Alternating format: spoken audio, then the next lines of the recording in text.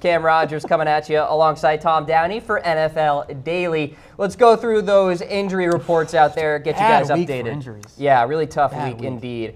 Jimmy Garoppolo in particular, he is done for the year. It's a torn ACL. It's confirmed, Tom. Yeah, so that ends his season. Looks like C.J. Beathard is the next man up. And look, this is brutal for the Niners because, Cam, a lot of people picked them as the new hot team. This was the team that was going to get going and get to a playoff run. And now that Garoppolo's out, we saw how iffy they were last year with C.J. Beathard at quarterback. Not good. I would kind of think we're going to see more of the same. So is the tank on? Is C.J. Beathard the tank commander for the 49ers? I'm sure 49ers fans don't want to hear that, Tom. I know they don't. I'm sure they have hope in the season. Cam. Is it over, folks? Cam, it's over.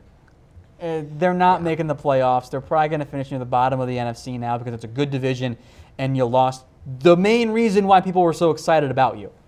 So, Jimmy Garoppolo. Jimmy Garoppolo.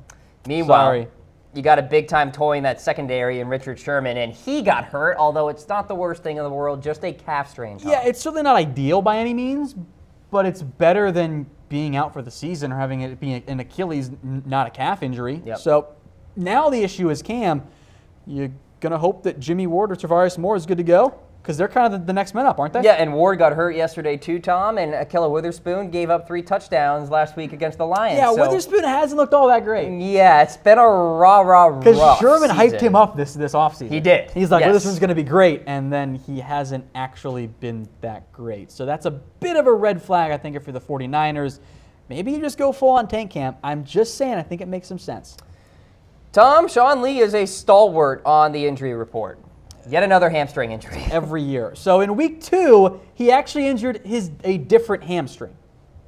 And now this week, he's hurt again with the other hamstring. This is not surprising at all, Cam.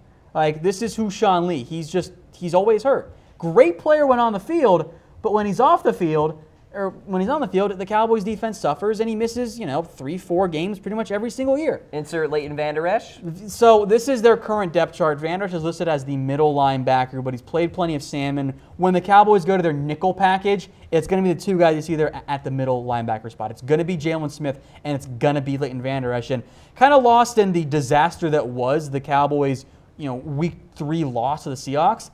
LVE actually was really good. He had a bunch of tackles and very much looked like the Sean Lee type of guy that we've seen in the past. Making a lot of plays, making tackles, not getting burnt in coverage. Quite the question here. Will Sean Lee be on the Cowboys next year? Well, let's see. You go back to that team that almost beat the Packers and maybe should have if, things had gone a little bit better against them. Shoulda, coulda, yep. Sean Lee, DeMarco Murray, Tony Romo, Des Bryant, Dan Bailey. I think Lee's the next one to go. I kind of think that you're not going to see Sean Lee on the Cowboys roster. You can save a lot of money by cutting him. And the Cowboys seem willing to move on from veterans as they, in reality, do like a little attempted quick mini rebuild. Might be more of a rebuild than I thought it was going to be. If I had to bet right now, I don't think Sean Lee's on the Cowboys. Even though I love him, I think he's one of the 3 best linebackers when healthy that don't actually rush the passer. So it's Kuechly, Wagner, and Sean Lee. Those are your top 3 guys. But you can save a lot of money. They want to get LVE snaps. I wouldn't be surprised if Sean Lee gets cut. Sorry, I'm laughing at Calvin's comment. Yeah, Calvin in the comments section. Sean Lee has baby hamstrings. Wow, that's a shot right there. It's funny, though. John as well giving us some love. Actually like the show so far, talking about the whole league. Can't even get ESPN to do that. We'll appreciate Subscribe that, then. We got all kinds of great coverage for you if you don't already, my friend John. We got NFL coverage. You got highlights too. Cam, you got your show as well. Yes. All the great sports coverage you want all in one spot. And yeah, we'll talk about the entire NFL each week. Let's talk about Evan Engram here. MCL injury considered week to week. So for you fantasy owners out there, find a replacement. Yeah, it's tough. Do you cut Engram or do you keep him in fantasy?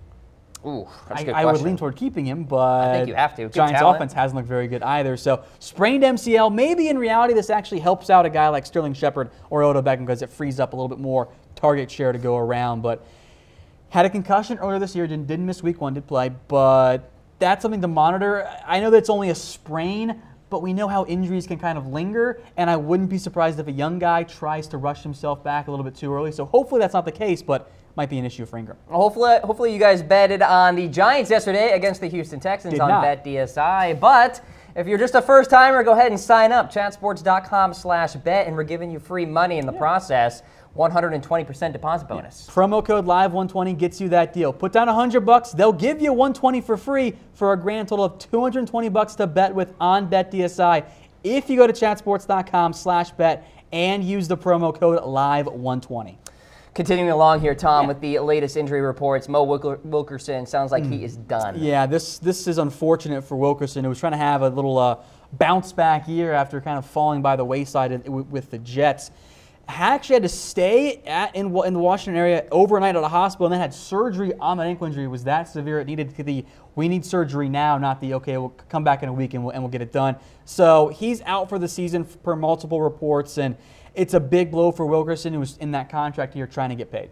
Let's talk about Ricardo Allen, a big-time safety for the Falcons. He's done. Not good. It's unfortunate. Achilles injuries are never good. It's a tough one to come back from. Good news for Ricardo Allen, he did sign his new deal before the year started.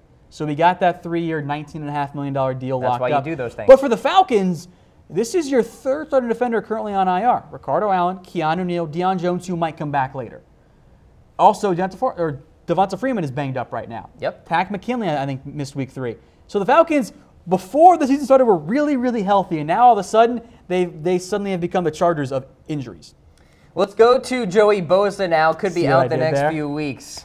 Well played, my friend. I teased it. Yeah, for Joey here, obviously he's important to that pass rush for the Chargers. I think it's been a big reason why the Chargers defense hasn't been as good as we've seen them be in the past. Yeah. Because they don't have perhaps their best player in Joey Bosa. I don't even know, perhaps I think he just is their best player. So he's going to get the cast off his foot on Sunday, and then he'll be in a walking boot when not rehabbing, but he's not going to be back until next month. So this was supposed to be he's going to be fine for week 1. He's going to play. Oh, he had a setback. Oh, he's going to miss like almost half the year now. Look, the Chargers overhauled their medical staff, but it still doesn't seem to be working for them for whatever reason. Poor Chargers, it's unfortunate. Man. Bad luck. All right, let's talk about Joe Mixon here. Could be back, at least according to reports out there, in week 4, Tom, for the Cincinnati Bengals. I don't want him to rush it. I know it was only a knee scope, and that's a minor knee surgery, and that's not even really that big of a deal. But I still just get a little anxious when a player has knee surgery and then was trying to play less than 5 days later. Because remember, the Bengals played on Thursday night, and he tried to play in week 3. I don't know if that's a good idea. And I think this is where the medical staff and the coaching staff needs to step in and say, hey, great, let's not rush this. Let's not have you, because your knee's still not quite 100%, let's not have you hurry up and then get hurt again. Yep. So that's just kind of my concern there. Even though I do want him back because he's on my Dynasty fantasy team. And Gio Bernard, Tom, by the way, good running back in his place. Yeah, I mean, Bernard was a second-round pick. That's a big thing to have there. All right, let's talk about A.J. Green dealing with a groin injury here. Marvin Lewis, well, he kept his lips shut about this. That's worth mentioning because if the coach doesn't talk about it, that means something is wrong. Right, Cam? Yeah, it must be. Or just Marvin Lewis being Marvin Lewis. Look, Green says he's optimistic about playing this week, which is a good thing. Soft tissue injuries like groins and hamstrings always worry me, Cam, because they don't tend to go away. They just tend to kind of hang out until they're actually 100%, and if they're not, sometimes they regress and get worse, so they're just always there. So I think Green will play week 3, but definitely monitor that one going forward because I'm kind of surprised Marvin didn't provide an update as to, even if it was just hey, we'll see how he's doing later in the week. He just didn't want to comment on it. And if A.J. Green is out, start Tyler Boyd with confidence John on Ross, FanDuel. too, maybe. John Ross. All right, let's talk about a couple of secondary players for the Rams. Marcus Peters. There was some real worry about this, Tom.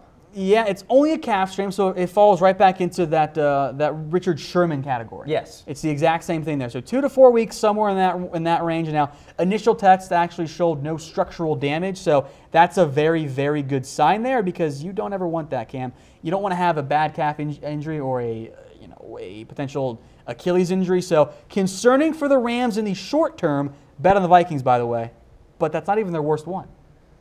Yeah, AQIB Talib, high ankle sprain. Those are never fun. No, I've had them. They're not fun. And I'm not even a pro athlete. You're not. I think that's actually an insult to myself. Oops. At least a month for the Rams. So now the Rams are kind of banged up at cornerback. You're not going to have Marcus Peters in all likelihood in the next game against the Vikings. You're not going to have AQIB Talib. Nickel Roby-Coleman and Sam Shields and Troy Hill, come on down. You're now up. Blake Countess, you might see some of him at cornerback as well. But all of a sudden, that loaded Rams secondary, it's tough when you lose 2 starters at corner. Beat up. Yeah, a little bit beat up. So my pick of the week this week, by the way, Cam, Vikings +7 on BetDSI.